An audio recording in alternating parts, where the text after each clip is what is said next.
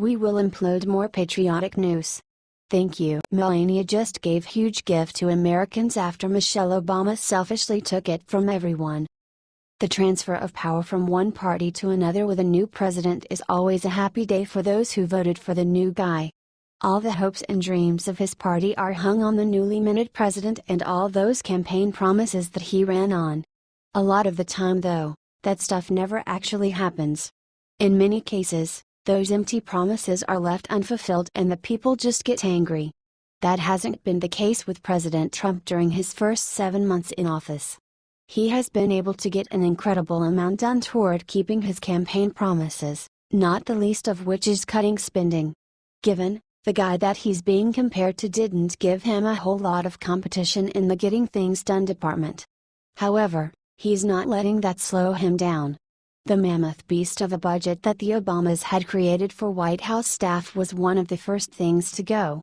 All of the fat was trimmed in short order, and instead of throwing a hissy fit, the way our former First Lady probably would have done, his wife Melania leaned into it and took the First Lady's staff down from 24, under Michelle, to just 5. That's about 1/5th of what her predecessor had, and she's still getting more done. But is the mainstream media praising her? No, they're too worried about whether she's smiling enough or if she's holding the president's hand at the right time. Via the American Bacon, the liberal media threw a fit earlier this year when Melania Trump decided to stay in Trump Tower in New York City for a few months so that Barron could finish his school year. However, they are now staying silent about the fact that Melania is doing something huge to save American taxpayers' money, and it puts Michelle Obama to shame. According to a report published by a private organization that tracks government spending, Open the Books reveals that Melania Trump has saved more money with her staff than Michelle Obama did as the First Lady. Melania has 19 fewer staffers dedicated to her office than Michelle did in the White House.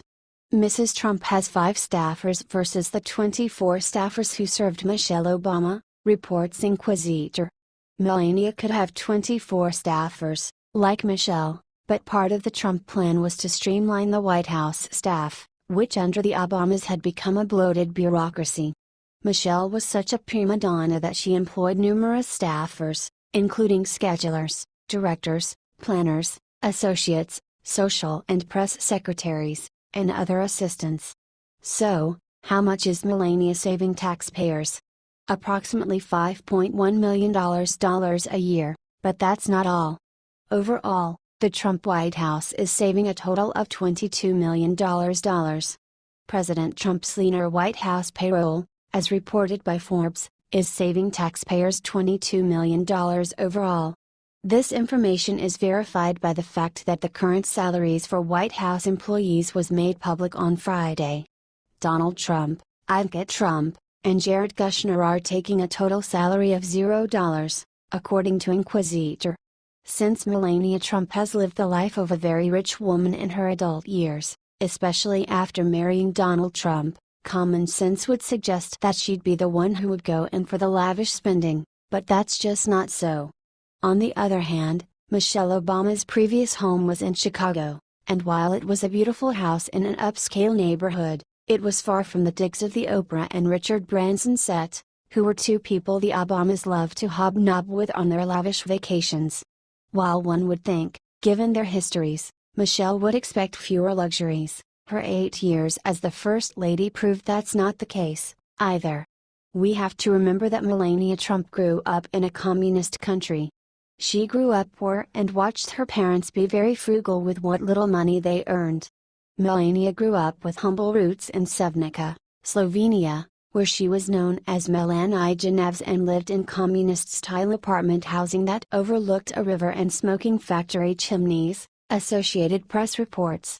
Now, you won't be hearing from the mainstream media about Melania giving back $5 million to taxpayers each year after Michelle had been spending on her personal friends, hiring them as her staff during her 8 years as the First Lady. Even if Melania only stays in the White House for 4 years, that's $20 million she's saving the American taxpayers.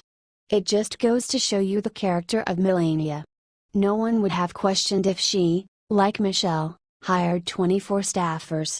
But, She knows Americans are hurting economically and that we elected her husband to help bring wealth and jobs back to America. When Michelle Obama said we go high, we might have given her too much credit, assuming she wasn't talking about spending money.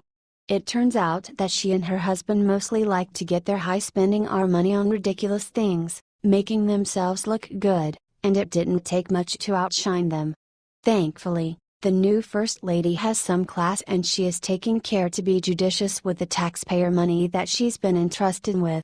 Just think, if Melania spends the same amount of time in the White House that Michelle did, we will be saving over $40 million just in salaries. That's not even counting all the other extravagant expenses.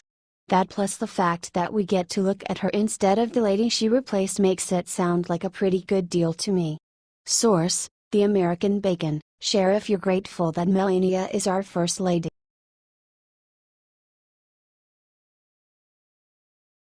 Michelle's nasty secret about why she keeps trying to take over as First Lady just got out. In no other time in history has a former president been as obsessed with getting in the way of their successor as Barack Obama has. However, what's more strange is not only how Michelle Obama hasn't been able to let the glory days go of her time in the White House, but perpetually tries to assume the position still. While we all thought it was because of her dislike for Melania Trump, it turns out that the real reason is far worse than that. A former staffer for Barack has just come clean with what she knows, which makes a lot of sense now as to why the former First Lady cannot relinquish control based on what she witnessed while the Obamas were in the White House. Barack didn't destroy the country on his own, he had many partners in crime and one was his own wife.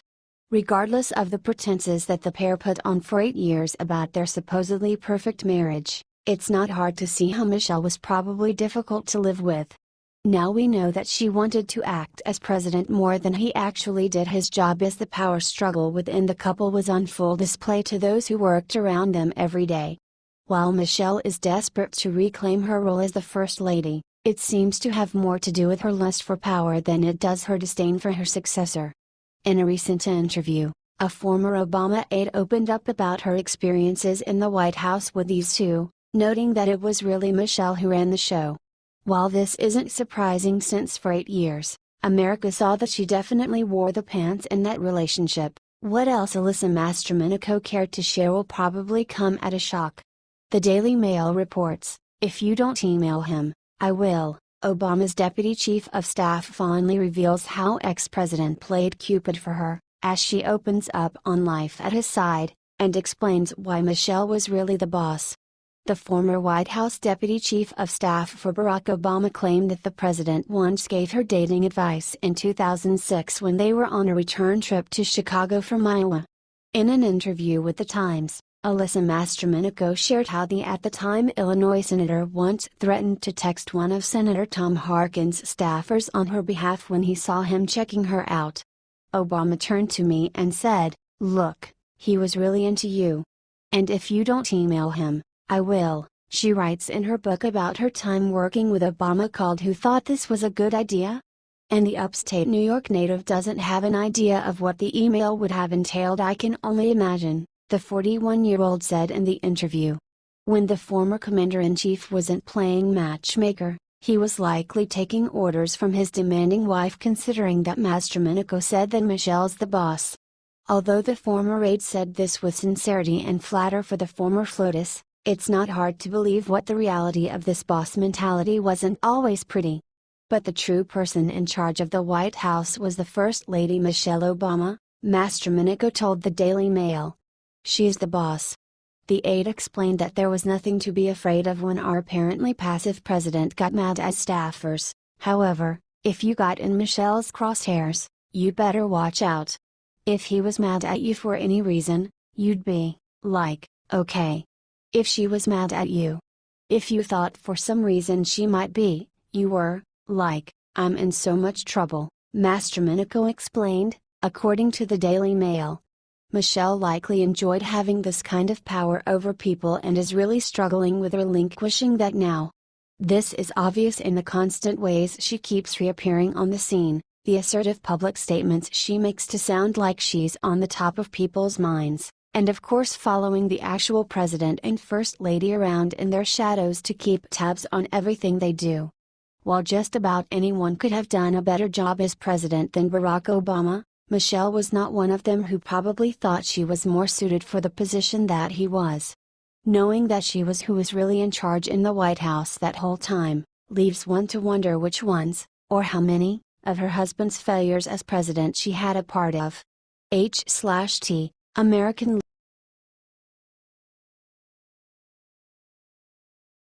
Renowned forensic investigator reveals famous musicians' deaths were because of Black Book one had of Hillary's. We've all seen the massive pile of bodies that keeps accumulating around Hillary Clinton. Get a little too close to exposing one of Hillary's scandals, and you're likely to get suicided with a double tap to the back of the head. Now an alarming connection has been made between Hillary and the suicides of rock stars Chris Cornell and Chester Bennington, whose deaths were ruled hanging by suicide. The liberal media along with lead fact-checker Snopes is frantic to keep the story under wraps, where they're now out in full force claiming that Hillary's involvement in these men's death is simply fake news. Chris Cornell and Chester Bennington. Back in May of this year, America was left in shock after rock star Chris Cornell hanged himself in a hotel bathroom, leaving behind a wife and 3 small children. Cornell's wife, Vicky Karayiannis, was very adamant from the beginning that she didn't believe her husband's death was a suicide, saying that her husband was extremely happy and didn't show any signs of wanting to end his life. Chris Cornell with his wife Vicky Karayiannis and 2 of their kids. Several weeks after Cornell's death, Dr. Werner Spitz, a world-renowned forensic pathologist, would echo Cornell's wife's claims, saying that after reviewing the autopsy report and the position of the body, that Cornell's death did not look like a suicide. Dr. Spitz worked on many high-profile murder investigations including John F. Kennedy and Martin Luther King, Jr., and served as an expert witness during the O.J. Simpson and Casey Anthony trials. World-renowned forensic pathologist Dr. Werner Spitz combined Dr. Spitz's findings with the fact that medical examiners discovered 9 broken ribs and head trauma during the autopsy, and Cornell's suicide begins to look extremely suspicious. While some naysayers are simply excusing the broken ribs as effects of the rescue team's resuscitation efforts, that still doesn't explain the head trauma, or why an astounding 9 ribs would be broken during CPR. Sounds like someone was literally fighting for his life that night. And when you see what Cornell was about to expose on Hillary Clinton, that chilling explanation becomes much more likely. Cornell and his wife Vicky were heavily involved in charity work, where they worked with organizations to mobilize support for abused and sexually exploited children from around the world. During his charity work over nearly a decade, Cornell became intimately involved in Hillary's Haiti charity, AIDS Still Required, where he would work to relocate sexually abused orphans out of Haiti. It was during this time that Cornell discovered that these orphans weren't being placed into better environments after all, but were then being sold into sexual slavery and human trafficking rings. According to neonettle.com, Cornell had not discovered a black book belonging to an elite pedophile ring that was part of a global child trafficking enterprise. Sources close to the deceased rocker say that Cornell was planning to go public with the names in the book shortly before he was found dead by suicide at his hotel room. Neonettle and TMZ reported, speaking to TMZ, a source close to Cornell has come forward claiming that he had uncovered evidence of a cocaine and child trafficking ring in Mena, Arkansas, that was tied to Bill and Hillary Clinton. According to the source, Mr. Cornell had uncovered the identities of high-level elites that were a part of the same satanic Illuminati occult operation as the Clintons and planned on exposing their goings-on right before he died. Cornell's death was officially ruled as a suicide, but his family and close friends say he was in no way suicidal, which has raised more than a few doubts about his untimely passing. TMZ reports, the biggest theory floating around the internet is that the monsters behind Pedogate allegedly marked Chris for assassination due to his work with sexually and physically abused kids via several foundations. While Snopes has been out in full force saying that the tie between Hillary and Cornell's death is fake news, let's take a look at what Hillary's close buddy Laura Silsby was caught doing at the Haitian border back in 2010, proving that Hillary's Little Haitian Charity was nothing more than a cover for her massive pedophile ring. Neonatal went on, Hillary's buddy Laura Silsby, who was caught smuggling orphans out of Haiti using Hillary's charity as a cover in 2010, Laura Silsby was arrested at the Haitian border attempting to smuggle 33 children out of Haiti.